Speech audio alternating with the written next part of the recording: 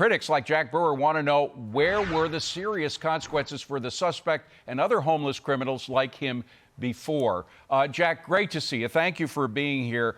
The question, the use of the word humanitarian really kind of gets under my skin, because allowing the homeless to sleep on the street, use it as their bedroom and their bathroom, I don't think that's humanitarian. And the more these very troubled individuals, who have, many of whom have violent histories in the past, are out on the street, the greater the chances of something like this happening again, right?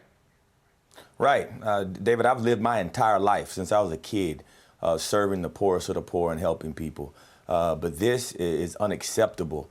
You know, the real question is, how do we get to the root cause of these issues?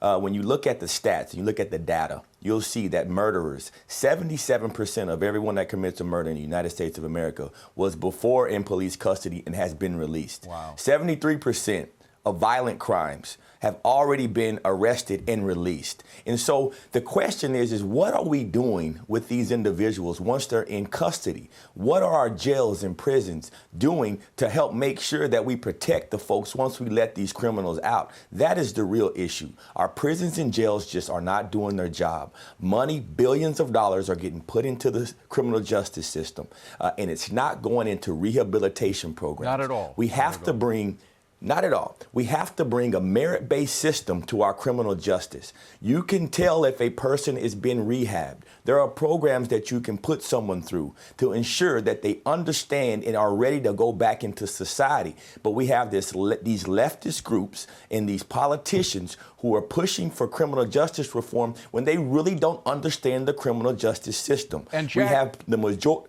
Yep, go ahead, David. I was just going to say, a lot of these criminals, a lot of these violent crimes happen where the perpetrators are let out the same day. I mean, we had an incident in New York City where a guy was going around beating up women. One woman was so beaten that her jaw was permanently disfigured. He was let out the same day he did it. So, and he was put back on the street.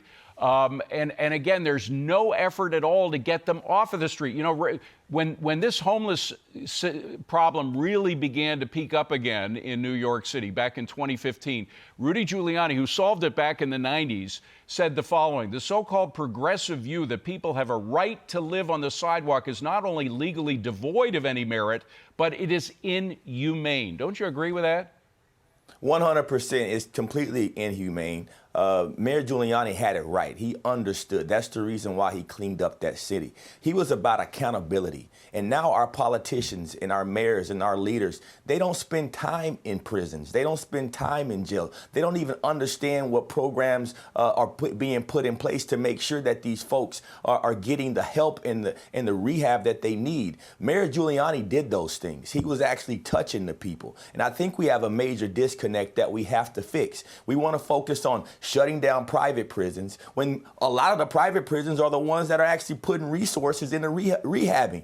We have no merit base. All we do is push money at problems, and people right now are getting murdered in our streets, and we have more lawlessness than any of us have ever seen in our lives. That is the MO. Just throw money at the problem and it'll go away. Of course it doesn't. Now, what Giuliani did specifically, and it could be followed all over the country, he sent out police with social service workers to all the homeless people on the street. He said, look, you have several choices. If you have a problem getting a place to sleep or getting food to eat or getting a job or a drug addiction, we'll help you solve those problems. But one of those solutions is not remaining on the street. That you cannot do. And that's why the police were there, to make sure they didn't do that. So you could either go to jail or you could go with a social service worker to get your problems fixed. Why don't we try that again? It worked back in the early 90s. It'd probably work now, wouldn't it? Of course it would. It's called accountability. It's called making people be accountable for their actions. And right now in society, we have a wave of folks that just want to give empathy to any and everyone, and they call it love. David, love is just not grace. Love is also truth. And right now we're missing a lot of truth in our criminal justice system and in our nation as a whole. Finally, you know, a lot of people focus just on guns. They say the guns are the problem. Well, Michelle Go, the victim who was pushed to her death in the subway in New York, she wasn't killed by a gun, nor was Sandra Schell, one of the women that she was beaten to death on the streets of L.A. Breonna Kupfer was stabbed to death. this is not a problem of guns. This is a problem of criminals out on the streets. Whatever weapon they're using, it's the criminal that's a problem, not the weapon. Exactly, and it's a heart problem, right? It goes to the heart of the people. Right. And we have a spirit right now that's taking over our nation, whether you're talking about killing babies in the womb or you're talking about just not caring for life. It's a spirit, and in that spirit, we need to get to the root of that. And the way we get to that is through Christ Jesus. Jack Brewer, thank you very much. Appreciate it.